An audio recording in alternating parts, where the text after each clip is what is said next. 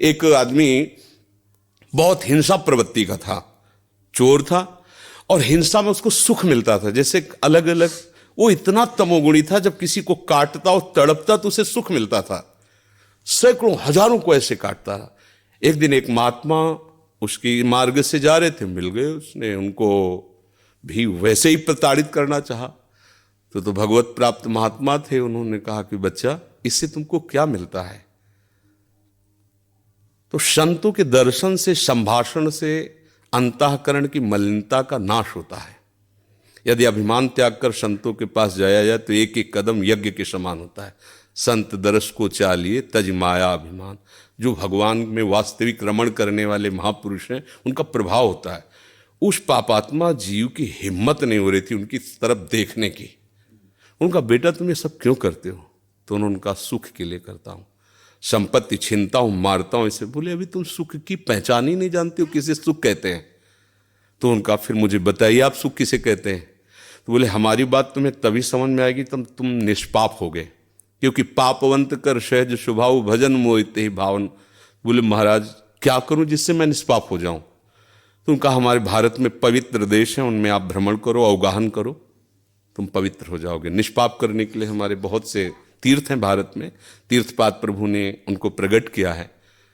तो महाराज हम कब जानेंगे पवित्र हो गए? तो सिद्ध महापुरुष थे, उन्होंने एक शुष्क लकड़ी दी, सूखी हुई लकड़ी दी, कहा इसे ले जाओ, और जब ये हरी होने लगे, इसमें किनगा आने लगे, तो तुम समझ लेना तुम निष्पाप हो गए।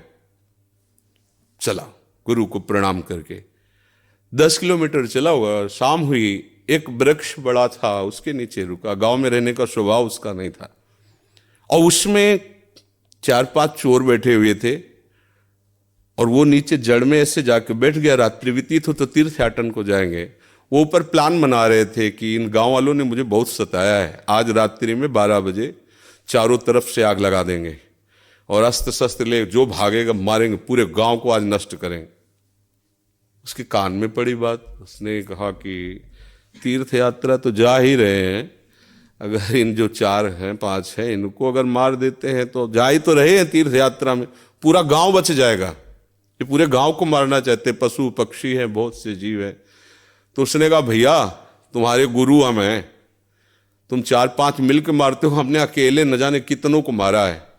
आओ हम तुम्हें सलाह बताते हैं कैसे पूरे गांव को नष्ट करना है। तो चारों कूद थोड़ी पड़ेंगे, एक ही एक आएगा। चारों को हम मार दिया। सोचा अब यहां हिंसा हो गई, नहीं रुकेंगे। लकड़ी उठाई तो हरी हो गई। उनका गुरुजी ने कहा था जहां हरी हो जाए वापस चला गया।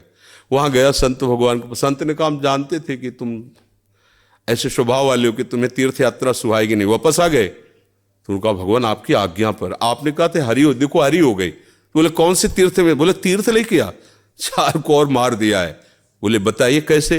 उन्होंने बोले, देखो बेटा, पहले स्वार्थ के उद्देश्य से मारते थे तो पाप हुआ, लेकिन पूरे नगर के बचाने के लिए 4 को मारा आपने। उद्देश्य आपका दूसरों के सुख के, इसलिए मारना यह आपको तीर्थयाटन से भी अधिक पवित्र करने वाला हो गया। क्रिया वही, उद्देश्य परिवर्तन, फल का परिवर्तन। यदि हम सब अपने धर्म से चले, अपने कर्तव्य को भगवान की पूजा माने, तो जो जहां है उसको अलग से कोई मार्ग चयन नहीं करना, वहीं भगवान की प्रसन्नता के लिए करे, उसको वहीं भगवान की कृपा की प्राप्ति होगी। तो आपको कोई परेशानी का विषय होना ही नहीं चाहिए। आप अध्यापक और बच्चों को पढ़ाइए, और बीच बीच में राधा राधा राधा स्मरण कीजिए। जो भी कर रहे हो अपने प्रभु के लिए कर रहे हैं, ऐसी भावना कीजिए। इसमें कोई श्रम नहीं, कोई परिश्रम नहीं, कोई अलग से ऐसा नहीं कि नाक दबा के बैठना है, आंख मूंद के बैठना है।